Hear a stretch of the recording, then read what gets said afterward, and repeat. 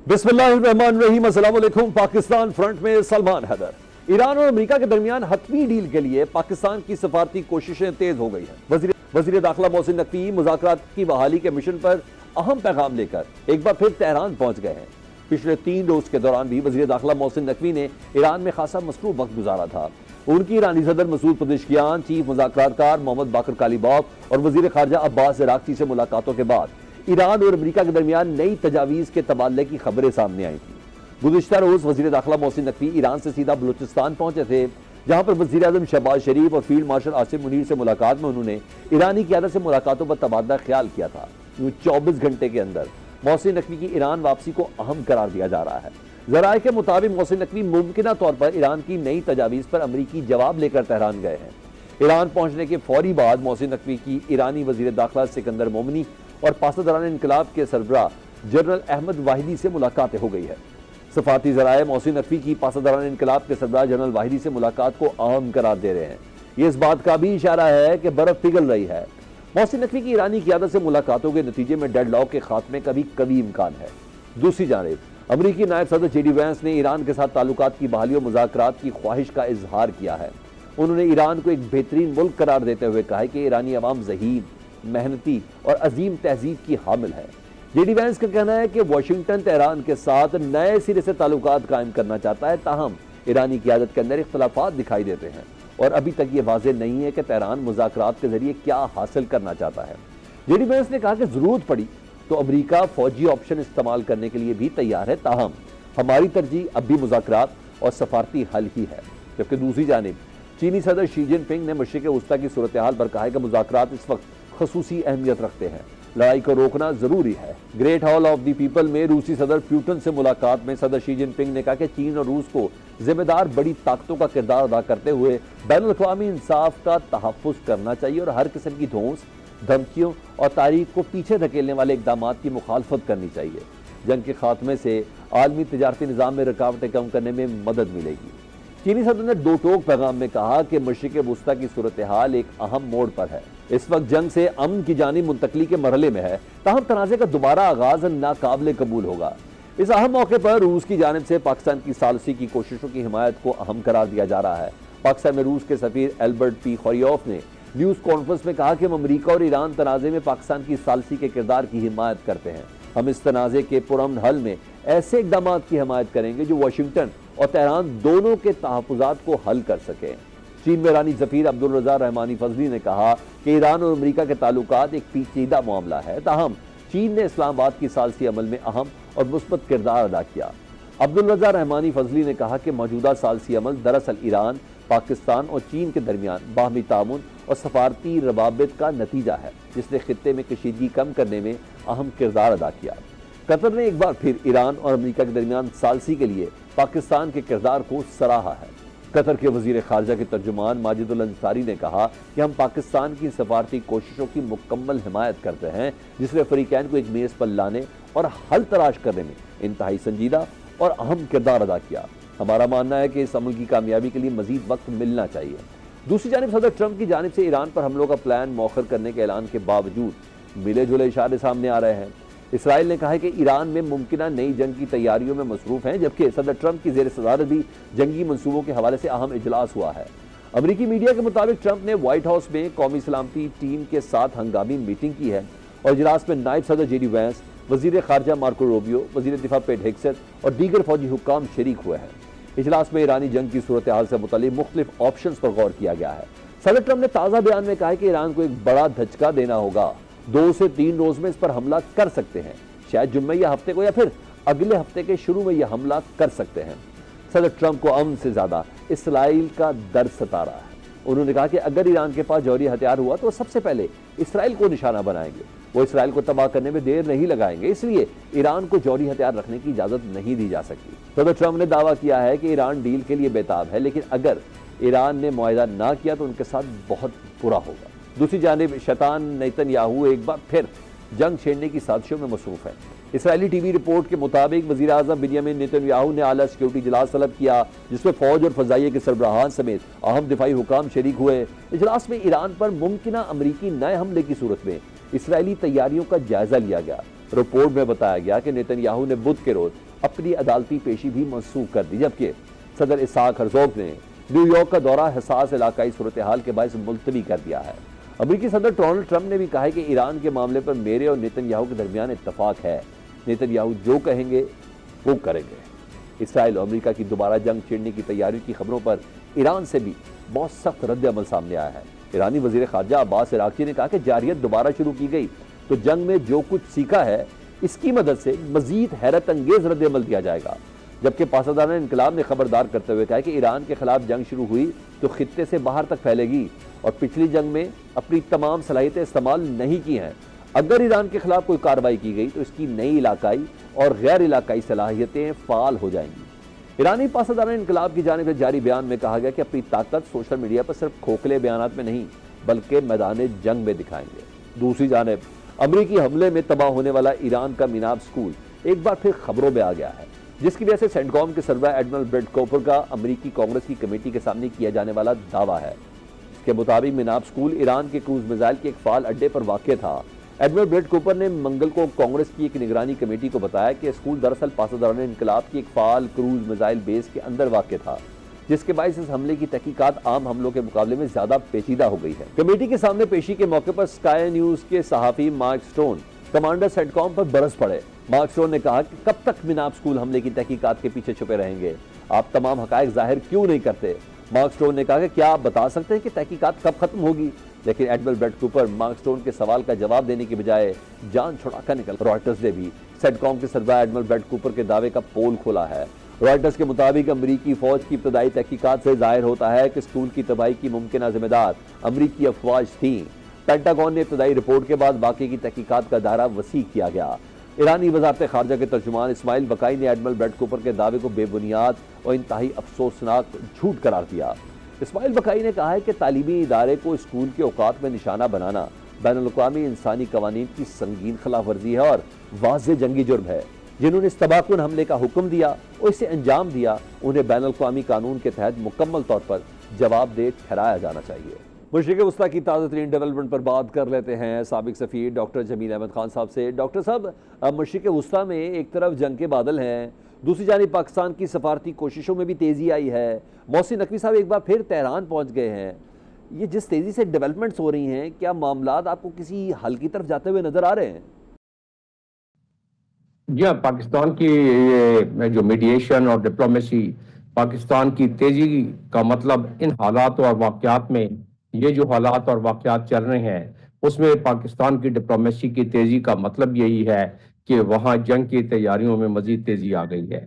اور جنگ کی تیاریاں یعنی کہ ڈونلڈ ٹرمپ کی وہ دھمکیاں اور جو ڈپلائمنٹ اور ری ڈپلائمنٹ ان کی فوج کی ہے ایران کے سامنے، جو انہوں نے ساری کی ہوئی ہے، اپنی وار مشین کو تیار کیا ہوا ہے، تو اس سے اندازہ یہی ہوتا ہے کہ ہماری ڈپلومیسی کی بڑی سخت ضرورت پیش آ گئی تھی کہ ایران اور ساتھ ساتھ امریکہ، یہ آخری میں سمجھ رہا ہوں کہ آخری لاسٹ ڈچ ایفرٹس کی جا رہی ہے کہ کسی طریقے سے دونوں سائڈوں سے کچھ لچک ہو اور کچھ وہ راضی ہو جائیں ایک دوسرے کے پوائنٹس پر۔ اور وہ ہو کیا سکتا ہے؟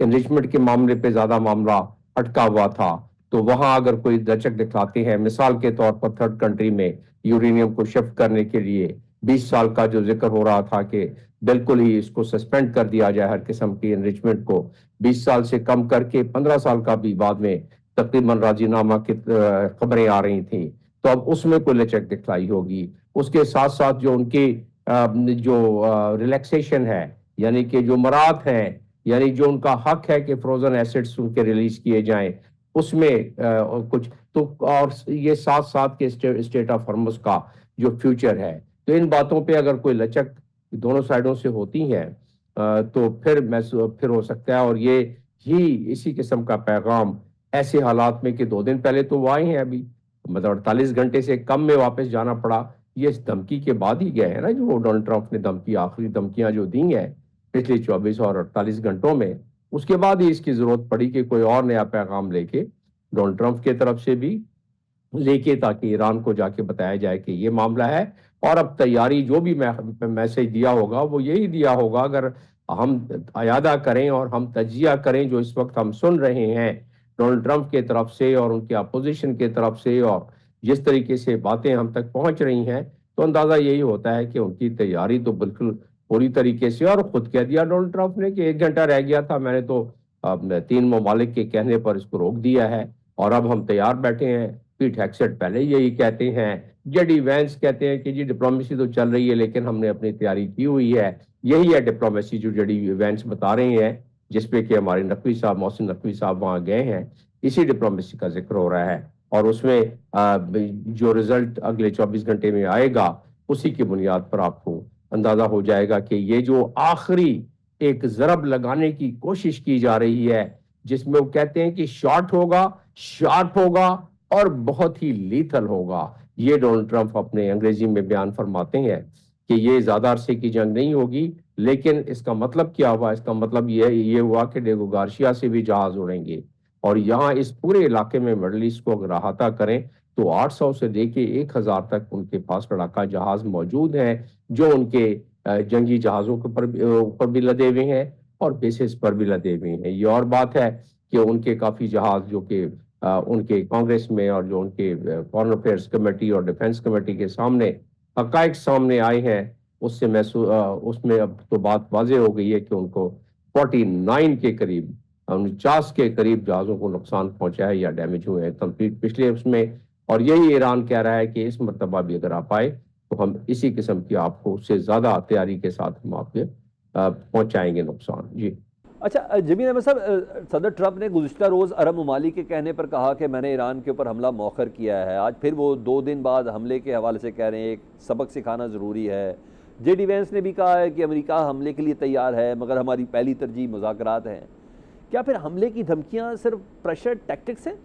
اگر ترازو کے پلڑے میں ڈال دیں وہ دھمکیاں، وہ ڈیکلریشن جو جنگ کی ہیں، اور وہ باتیں جو کہ ڈپلومیسی کی ہیں، انکلوڈنگ یہ 3 کنٹریز جو قطر، سعودی عربیہ اور یو اے ای کے کہنے پر 1 گھنٹہ پہلے، یعنی 1 گھنٹے کے بعد انہوں نے حملہ کرنا تھا اور انہوں نے اپنا ارادہ ترک کیا، اور کہتے ہیں اب اگلے 1-2 دن کی بات ہے، اور تو یہ پلڑے میں بھاری وزن پڑتا ہے زیادہ ان دھمکیوں کا، ان تیاریوں کا، اور اس پوری ساز و سامان اور منصوبے کا جس کے تحت حملے کا ارادہ کیا گیا ہے اور اناؤنس کیا گیا ہے، اعلان کیا گیا ہے، تو وہ پلڑا زیادہ بھاری معلوم ہو رہا ہے۔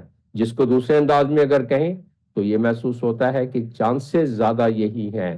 اب محسن نقوی صاحب کی کچھ گفتگو اگر میں نہیں سمجھتا کہ منظر عام پر آئے گی جو لے کے گئے ہیں وہ پیغام، لیکن اگر کچھ اندازہ ہو جائے گا تو آپ کو اگلے چند گھنٹوں میں مزید پتہ پڑ جائے گا کہ یہ پلڑا کون سی سائٹ پہ زیادہ بھاری ہوتا ہے۔ اب تک کے مطابق یہ جنگ کے بادل بڑی تیزی سے وہ گھٹائیں چھا رہی ہیں اور بادل منڈلا رہے ہیں، تو معلوم یہی ہوتا ہے کہ حملہ ایران پر کرنے کا ارادہ لیے بیٹھے، لیکن اس کے برعکس نقصان بھی اس دفعہ زیادہ ہوگا۔ امریکن ایسٹس جو ہیں پورے اس خطے میں، اس پہ نقصان بھی زیادہ ہوگا۔ جی تو سر فورسی کرتے ہیں کہ کیا امریکی پالیسی میں تو ابہام ہے، لیکن ایرانی قیادت میں بھی اختلافات کی رپورٹ سامنے آ چکی ہے کہ ایران میں ہارڈ لائنرز، IRGC اور سیاسی قیادت میں اختلافات ہیں۔ کیا ابھی جو ڈیڈ لاک ہے اس پہ ایک بڑی وجہ یہ بھی ہے؟ ایران کا تو ایک آرکیٹیکٹ، ایران کا جو حکومت کا انفراسٹرکچر ہے اس میں 3 پلر ایسے ہیں جس میں کہ IRCG اس حکومت کے پلر کا حصہ ہے، IRC سے ہے، اسی طرح سیاسی قیادت ہے، وہ ان کا ایک اپنا رول ہے اور ڈیفائنڈ ہے وہ، اور اسی طریقے سے مذہبی قیادت ہے۔ یہ تینوں قیادتیں جو ہیں ان کی آمیزش اور ان کے ملنے کے بعد پھر جا کے ان کے پورے فیصلے ہوتے ہیں، لیکن جنگ کے معاملات میں زیادہ تر فیصلے IRGC کے وہ مانے جاتے ہیں، تو لہٰذا اور کیونکہ جنگی معاملات کو IRGC ہی زیادہ سمجھتا ہے، اس لیے وہ ان کی بات کو زیادہ اہمیت دینی پڑتی بھی ہے۔ اور دوسری بات یہ ہے کہ in like other countries, IRGC وہ نہ صرف فوج تو اپنی جگہ پہ انہوں نے سنبھالی ہوئی ہے اور وہ بہترین ان کے مراد بھی ہیں، ساز و سامان بھی ہے، اور وہ مذہبی لحاظ سے اور ملٹری لحاظ سے بڑے تیار اور موٹیویٹڈ ہوتے ہیں کہ وہ لڑائی کر سکیں اپنی اور اس کی تیاری بھی رکھ سکیں۔ تو اسی طریقے سے ان کے جو ادارے ہیں مختلف ایران کے ان اداروں میں بھی ان کی سے ہوتی ہے، ان کے آدمی ہوتے ہیں. تو لہذا اس انفراسٹرکچر کو اگر آپ دیکھیں تو اختلافات نہیں، میں اس کو نہیں کہوں گا، میں کہوں گا کہ ان کا انفراسٹرکچر جو ہے اس کے مطابق کچھ ایسے ڈسینڈنگ بیانات کبھی اور وہ جان کے بھی محسوس ہوتا ہے کہ جان کے بھی دیے جا رہے ہیں تاکہ ایک طرف سے دروازہ کھلا رہے ڈپلومیسی کا، جیسے جیڈی وینس نے آج بیان دیا کہ ڈپلومیسی کو زیادہ پریفر کیا جائے گا ڈونلڈ ٹرمپ کی طرف سے، لیکن ڈونلڈ ٹرمپ یہ نہیں کہتے ہیں، وہ حملے کی زیادہ بات کرتے ہیں اور ڈپلومیسی کی کم کرتے ہیں. اسی طریقے سے جب IRCG بات کرے گی تو ڈپلومیسی کی بات کم کرے گی یا نہیں کرے گی، وہ حملے کا جواب حملے سے دینے کی بات کرے گی، اسی کی ان کے مینڈیٹ یہی ہے. لیکن جب سیاسی قیادت ایران کی بات کرے گی تو ڈپلومیسی کی زیادہ بات کرتی، حالانکہ ان کے سب سے بڑا جو ڈپلومیٹ ہے عراقچی صاحب، انہوں نے کہہ دیا ہے کہ اس دفعہ اگر ہم پر حملہ کیا گیا تو اس دفعہ ہم نے اپنی تیاری آپ کی تمام حرکات و سکنات، عسکری حرکات و سکنات کو دیکھ کے ہم نے بھی کی ہوئی ہے، اور اس دفعہ ہم اپنی آپ کو ایسی سرپرائز دیں گے جو آپ نے دیکھے نہیں ہوں گے. یہ ڈونلڈ ٹرمپ کو اور امریکہ کو دھمکی دیتے ہوئے عراقچی صاحب. اس کا مطلب کیا ہوا کہ اگر ڈپلومیٹ اس قسم کی جواب دیتا ہے، بڑے جچے تو الفاظ میں دیا لیکن جواب دیتا ہے، تو اس کا مطلب یہ ہے کہ معاملہ حدت اور شدت تھوڑی بڑھ گئی ہے. جی. اور اس طرح نظر کریں تو صدر ٹرمپ کے دورہ چین کے بعد پیوٹن نے چین کا دورہ کیا ہے، صدر شی جن سے ملاقات ہوئی ہے جس میں صدر کہہ رہے ہیں کہ مشرق وسطیٰ میں تنازع کا دوبارہ آغاز ناقابل قبول ہوگا. یہ دونوں ممالک ایران کے بھی قریب ہیں، اگر جنگ دوبارہ شروع ہوتی ہے تو کیا یہ پیغام ہے کہ روس اور چین بھی اس میں شامل ہوں گے؟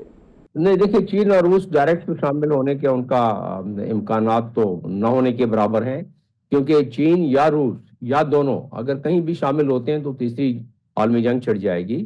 ہاں، سپورٹ زیادہ بڑھ سکتی ہے، جس طرح کہ پہلے بھی سپورٹ جاری رہی چائنا کو، لیکن چین نے کبھی نہیں مانا کہ ہم سپورٹ کر رہے ہیں اپنا عسکری لحاظ سے.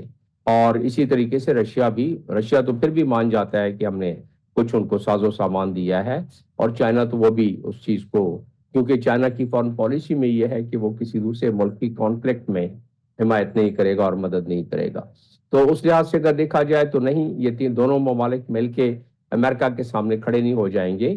ہاں، سفارتی لحاظ سے جیسے کہ 112 ممالک نے اسپانسر کیا اور ایک ریزولوشن پینڈنگ پڑا ہوا ہے سیکورٹی کونسل میں کہ ایران کو زبردستی روکا جائے، یعنی چیپٹر 7 کے تحت ریزولوشن پاس کیا جائے آبنہ ہرمز کے لیے، لیکن یہ چائنا اور رشیا ہی ہیں جن کی وجہ سے وہ ریزولوشن پیش اور ٹیبل نہیں کیا جا رہا ہے، کیونکہ ان دونوں ممالک نے کہہ دیا ہے کہ ہم اس کو ویٹو کر دیں گے.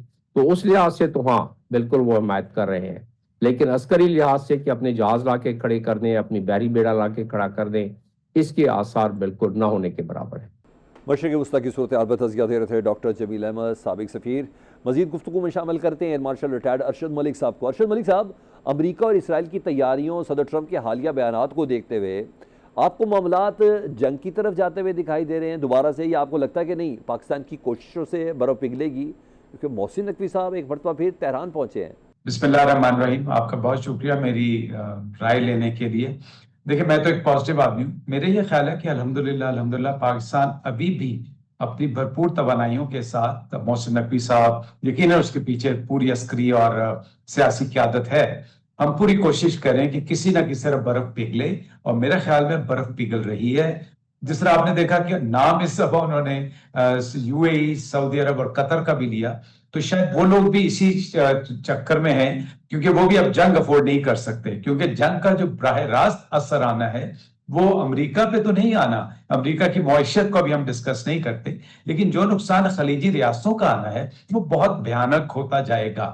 تو میرے خیال میں ایک بھرپور یا گھمسان کی جنگ تو شاید نہ ہو، لیکن بدقسمتی یہ ہے کہ واشنگٹن ابھی تک یہ ریلائز نہیں کر رہا کہ دنیا کا امن اور دنیا کی معیشت اس کے ایکشنز میں ہے اور اس کی زبان میں ہے. آج وہ ایک زبان سے سٹیٹمنٹ دیتے ہیں تو فیول کی پرائسز کم ہو جاتی ہیں، بٹ جیسے ہی وہ پینترا بدلتے ہیں تو معیشت پھر ہل جاتی ہے. میری ذاتی رائے یہ کہ شاید گھمسان کی یا بھرپور جنگ تو نہ ہو، لیکن یہ پریشر ٹیکٹکس کے تحت کچھ نہ کچھ ہوگا، اور شاید تھوڑے دنوں کے بعد ہوگا. ابھی امن کو لیے ایک پوری کوشش جاری. لیکن ایئر مارشل صاحب، امریکہ کی جانب سے مذاکرات اور فوجی آپشن دونوں طرح کے بیانات آتے ہیں. اس کنفیوژن کی کیا وجہ ہے؟ کیا امریکہ کو بھی خدشہ ہے کہ اگر اب جنگ شروع ہوتی ہے تو وہ کسی کے کنٹرول میں نہیں رہے گی؟ دیکھیے آپ کی اسیسمنٹ بالکل ٹھیک ہے کہ اگر اب جنگ ہوتی ہے تو ایران نے بھی واضح طور پہ متنبہ کر دیا ہے کہ چونکہ ہم آخری سروائیول کی جنگ لڑ رہے ہوں گے اس لیے ہم سے بھی کوئی رعایت نہ دیکھی جائے. بیکاز میری اسیسمنٹ یہ ہے کہ کچھ چیزیں ایران نے ابھی بھی ایسی نہیں کی کیونکہ اس کا ٹارگٹ کون ہے؟ یا تو اسرائیل ہے، اسرائیل نہیں تو جو ایڈجسٹنٹ سٹیٹس ہیں جس پہ امریکی موجودگی بھی ہے اور ایک پریشر ٹیکٹکس بھی ہے. خدا نہ خواستہ وہ کسی کو ڈیسلینیشن پروجیکٹ کو تباہ کر دیتے ہیں، الیکٹرک پروجیکٹ کو تباہ کر دیتے ہیں، یا ویسی افراتفری پھیلانے کے لیے ایسی جگہوں پہ میسائل کا استعمال کرتے ہیں جس کی ان کے پاس صلاحیت ہے. اور دوسری بات، آبنائے حمص میں بھی ابھی تک آپ دیکھ لیں کہ despite all efforts and despite all deployment of assets by Americans, they have not been able to make it a peaceful آبنائے حمص. اور اگر آبنائے حمص پیسفل نہیں ہوتی تو دنیا کی معیشت اور امریکی معیشت پہ بہت بڑا دباؤ پڑتا رہے گا. بہت شکریہ دفاعی تجزیہ کار air marshal retired Arshad Malik ہم سے بات کر رہے تھے پاکستان فرنٹ. اس بریک کے بعد دنیا بھر میں سیاسی جماعتوں کا اپنے مطالبات کے لیے احتجاج جمہوری حق ہوتا ہے، لیکن یہ حق اتنا لامتناہی نہیں ہوتا کہ اس سے عوام سے ان کے جینے کا حق بھی چھین لیا جائے. افسوس کی بات ہے کہ پاکستان میں کچھ سیاسی جماعتوں نے جمہوری حق کی آڑ میں عوام پر عرصہ حیات تنگ کر دیا ہے. اب عوام بھی روز روز کے احتجاج کے ڈراموں سے تنگ آ گئے ہیں. احتجاج کی آڑ میں عام شہریوں کی زندگیوں کو مفلوج کرنا اور انہیں مشکلات میں ڈالنا کسی بھی معاشرے میں قابل قبول نہیں ہوتا. اسلام آباد وفاقی دارالحکومت ہونے کی وجہ سے پاکستان کی احتجاجی سیاست کا مرکزی مرکز بنا ہوا ہے. پارلیمنٹ ہاؤس، سپریم کورٹ، اہم سرکاری دفاتر یہی واقع ہونے کے باعث سیاسی اور مذہبی جماعتیں اپنے مطالبات منوانے کے لیے اسی شہر کا رخ کرتی ہیں، مگر اس کا سب سے زیادہ خمیازہ عام شہریوں کو بھگتنا پڑتا ہے. گزشتہ رات بھی تحریک انصاف کے احتجاج کے باعث اسلام آباد اور راولپنڈی شدید ٹریفک جام رہا، جہاں نہ صرف شہری گھنٹوں سڑکوں پر پھنسے رہے، پیٹرول ختم ہونے سے گاڑیوں میں بچوں اور خواتین کو مشکلات کا سامنا کرنا پڑا، راستوں کی بندی سے ایمبولینسز بھی پھنس گئیں جس سے کئی مریضوں کی زندگیاں خطرے میں پڑ گئیں. ماضی میں ہم نے دیکھا کہ کس طرح پی ٹی آئی کے دور میں جے یو آئی نے منظم طریقے سے لانگ مارچ کیا. کراچی سے اسلام آباد تک کہیں بھی عوام کو اس احتجاج کی وجہ سے کسی مشکل کا سامنا نہیں کرنا پڑا، بلکہ ہم نے دیکھا کہ لاہور میں احتجاج کے دوران جب آزادی چوک کے قریب ایمبولینسز آئیں تو جے یو آئی کے رضاکاروں نے فوری طور پر ان کے لیے راستہ بھی بنایا. اس طرح پیپلز پارٹی نے بھی متعدد بار احتجاج کیا، لیکن اس دوران بھی کبھی ایسی صورتحال پیدا نہیں ہوئی جیسے پی ٹی آئی کے احتجاج میں معمول بن چکی ہے. سوال یہ ہے، یہ پی ٹی آئی کی قیادت کی ذمہ داری ہے کہ وہ اپنے کارکنوں کی تربیت کریں یا حکومت انتظامات مکمل کرنے میں ناکام ہے؟ یہاں اگر ہم دنیا کے دیگر جمہوری ممالک کا جائزہ لیں تو وہاں احتجاج کے حق کو تسلیم کرنے کے ساتھ ساتھ اس کے لیے واضح قوانین اور حدود بھی مقرر ہے. برطانیہ میں پرامن احتجاج ایک تسلیم شدہ حق ہے، تاہم اگر کوئی ریلی یا مارچ نکالنا ہو تو پولیس کو پیشگی اطلاع دینا ضروری ہوتا ہے، جبکہ مخصوص مقامات جیسے ہائیڈ پارک، ٹریفالگر اسکوائر اور وائٹ ہال کو مظاہروں کے لیے مختص کیا گیا ہے. اسی طرح امریکہ کے دارالحکومت واشنگٹن میں بھی عوام کو احتجاج کی اجازت ہے، لیکن اس کے لیے شرائط واضح ہیں، جیسے عوامی راستوں کو بند نہ کیا جائے اور اگر مظاہرین کی تعداد 25 سے زیادہ ہو یا ساؤنڈ سسٹم استعمال کیا جائے تو نیشنل پارک سروس سے پیشگی اجازت لینا لازم ہے. ان مثالوں سے واضح ہوتا ہے کہ مہذب معاشروں میں احتجاج کو ایک منظم طریقہ کار کے تحت کیا جاتا ہے تاکہ شہریوں کی روزمرہ زندگی متاثر نہ ہو. پاکستان میں بھی ضرورت اس امر کی ہے کہ احتجاج کے حق کو برقرار رکھتے ہوئے ایک ایسا نظام وضع کیا جائے جس میں عوام کے حقوق اور سہولت دونوں کا تحفظ ممکن ہو تاکہ جمہوریت بھی مضبوط ہو اور عام شہری بھی مشکلات سے محفوظ رہ سکے. اس میں کوئی شک نہیں کہ دنیا بھر میں سیاسی جماعتوں کا احتجاج وہ بھی اپنے حق کے لیے اس کو جمہوریت کا حسن کہتے ہیں، لیکن پاکستان میں معاملہ صرف بالکل مختلف نظر آ رہا ہے. اس پر بات کر لیتے ہیں. ایک سینئر سیاسی کارکن ہیں مسلم لیگ نون سے، ان فیکٹ ان کا تعلق ہے زاہد خان صاحب سے. زاہد خان صاحب، صرف پرٹیکولر اسلام آباد کو اگر اب لیں تو اسلام آباد کی بندش اور آئے روز کسی احتجاج سے اسلام آباد کی عوام بہت پریشان رہتے ہیں، چاہے پروٹوکول کی شکل میں ہو، چاہے کوئی غیر ملکی مندوب آ رہے ہوں ان کی شکل میں ہو، یا کسی قسم کا احتجاج ہو. جیسے گزشتہ روز اسلام آباد میں پاکستان تحریک انصاف کے احتجاج نے عوام کی زندگی حجیرن بنائی. کیا وجہ ہے کہ حکومت کے پاس کوئی واضح حکمت عملی کیوں نہیں ہے کہ اگر شہر میں احتجاج ہو بھی رہا ہو تو کم از کم عوام پریشان نہ ہو؟ دیکھیے، ایک بات واضح ہے، ایک تو آپ کے ساتھ میں پروگرام جب بھی کرتا ہوں مجھے مزہ آتا ہے کیونکہ آپ جو سوال کرتے ہیں وہ بہت اچھے اور پھر سنتے بھی ہوں اس کے جواب، ایگری یا ایگری نہ اور بات ہو. دیکھیے، حقیقت ہے کہ اس وقت جو دنیا کی بھی حالات آپ کے سامنے ہیں، ایران اور امریکہ کی، اور پھر ہمارے لیے تو سب سے بڑی جو مسئلہ ہے وہ دہشت گردی کا ہے. ہماری تو پختونخوا میں ایک ناسور ہے، بلوچستان الگ ہے، یہ جو ہمارے پختونخوا ہے وہ الگ ناسور ہے، وہاں پہ جو صورتحال ہے آپ کے سامنے ہے. اور اس وجہ سے جب بھی اسلام آباد، چونکہ وہ کوشش یہی کرتے ہیں کہ اسلام آباد کے اوپر اٹیک ہو، تو اس لیے پھر حکومت کو وہ کرنی پڑتی ہے. ورنہ یہ آپ صحیح کہہ رہے ہیں کہ عوام تو ظاہر ہے کہ بیزار ہوتے ہیں، عوام کو تو تکلیف ہوتے ہیں، لیکن اگر سیکورٹی کے معاملات ایسے ہیں کہ خاص کر کیونکہ اسلام آباد ایسا شہر ہے کہ اس میں ساری دنیا کے ڈپلومیٹس رہتے ٹھیک. ہیں، اور وہ پھر ہمارے لیے بہت نگرانی و بدنامی کا سبب بنتا ہے. تو اس لیے حکومت کا زیادہ فوکس اسلام آباد پہ ہوتا ہے تاکہ اس کو دہشت گردی سے دور رکھا جائے. تو اس سلسلے میں پھر یہ ایکٹیویٹیز کرنی پڑتی ہے، اور اس سے عوام کو بالکل سب کو تکلیف ہوتی ہے، یہ تو کوئی ایسی بات نہیں ہے. اچھا، اگر اور چونکہ پولیٹیکل ایکٹیویٹی ہے جیسے کہ پاکستان تحریک انصاف نے ابھی کل جب ہم نے دیکھا کہ ادھر احتجاج کے لیے گئے تو پھر پورا دن ٹریفک بلاک رہی، لوگ بڑا پریشان رہے. دنیا کے عام طور پر مختلف جمہوری ممالک میں احتجاج کے لیے مخصوص جگہیں اور پیش کی اجازت کا نظام موجود ہے. کیا پاکستان میں بھی اس طرح کا کوئی ریگولیٹڈ فریم ورک متعارف کرانے کی ضرورت نہیں ہے سر؟ دیکھیے جی، ایک سیدھی سی بات ہے، پی ٹی آئی کے جو تحریک ہے، میں نے پہلے بار دیکھا کہ ایک صوبے کے وزیر اعلیٰ تحریک چلا رہے ہیں. دیکھیں پارٹی کا حق ہوتا ہے، پارٹی ہر پولیٹیکل پارٹی کے ایک جمہوری حق ہے کہ وہ احتجاج کرے، لیکن مجھے ان کی تو پارٹی نظر ہی نہیں آ رہی ہے. وہ صرف وزیر اعلیٰ سے پختونخوا سے جلوس اٹھا کے لے کے آتے ہیں، وہاں پہ جو عوام کے مسائل ہیں اس کو چھوڑ دیتے ہیں. اب کل جو وہ پولیس والوں کو دیکھے، ایک وزیر اعلیٰ جو ایک ریاست کا حصہ ہوتا ہے، وہ پولیس والے بیچارے کو کہتے ہیں کہ آپ ملک توڑنا چاہتے ہو. بھائی وہ پولیس والے کے کیا قصور ہے؟ اس کو کیا پتا ہے کہ ملک کیسے ٹوٹے گا یا کیوں ٹوٹے گا؟ تو آپ ایک وزیر اعلیٰ جو اتنا ذمہ دار شخصیت تھے کہ آپ کہتے ہیں کہ مجھے پختونخوا کے عوام نے مینڈیٹ دیا ہے، اور دیا ہے، اچھا ہے یا برا ہے وہ الگ بات ہے، لیکن ایک مینڈیٹ ہے آپ کے پاس، تو آپ کو تو اس کا تو کم سے کم ایک رکھنا ہے تاکہ جس صوبے کا تو وزیر اعلیٰ ہے تو وہ ریاست کا ایک حصہ ہے، اور وہ آپ کی ایک ذمہ مگر داری ہے. زاہد خان صاحب، آپ خود ایک سیاسی کارکن ہیں، حکومت بھی تو عدالتی حکم کو نہیں مان رہی نا. نہ ہی وزیر اعلیٰ کی ملاقات کروائی جا رہی ہے عمران خان صاحب سے، نہ ہی ان کی بہنوں کی ملاقات کرائی جا رہی ہے. تو حکومت اور پی ٹی آئی کے ساتھ بات چیت اور اعتماد سازی سے کوئی حل نکالنے کی کوئی کوشش نہیں کی جا رہی، تاکہ کم از کم احتجاج کا راستہ اختیار کرنے کے بجائے مسائل کا کوئی سیاسی حل نکالا جا سکے، سڑکیں تو کم از کم بند نہ ہو نا. بالکل، آپ بالکل صحیح کہہ رہے ہیں، اور میں اس کی یہ آپ نے مجھے کہا میں بالکل سیاسی ورکر ہوں، میں اس بات کو غلط سمجھوں گا. جو جس کا حق ہے، جمہوری حق ہے، اور آپ نہیں دیتے ہیں، چاہے وہ میرے حکومت نہیں دیتے یا کوئی بھی نہیں دیتے، وہ غلط کرتا ہے. لیکن بدقسمتی کیا ہے، آپ کے سامنے جب بھی ان کو اجازت ملی یا جب بھی ان سے مذاکرات شروع ہوئی تو ان لوگوں نے ایسی بات کی، یاد ہوگا کہ جب وہ پہلے ان سے مذاکرات کی بات شروع ہوئی تھی تو اس نے 8 فروری کا ایک شوشہ چھوڑ دیا. پھر اس پہ ان کو مذاکرات کی بھی بات ہونی تھی، ان کے لیے ملاقاتوں کی بھی سلسلہ شروع ہونا تھا، تو ان لوگوں کو خود سبوٹاژ کیا.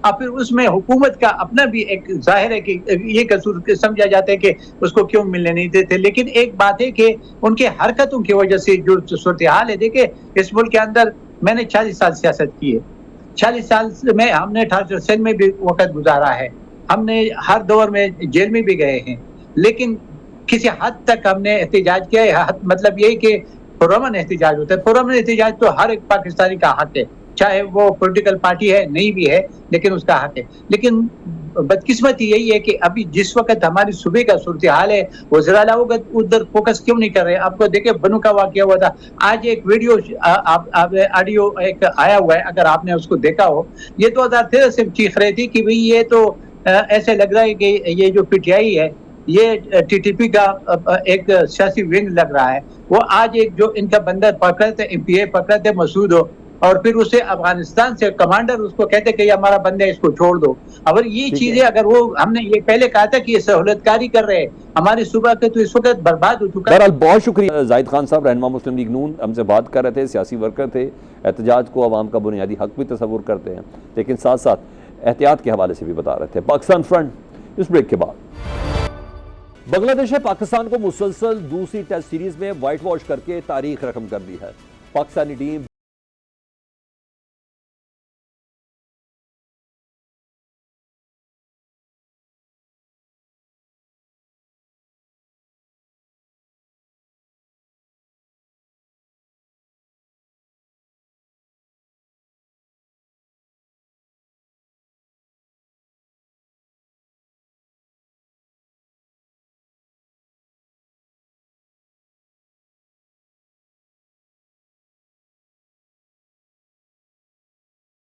سود ایک بار پھر امتحان میں ناکام رہے.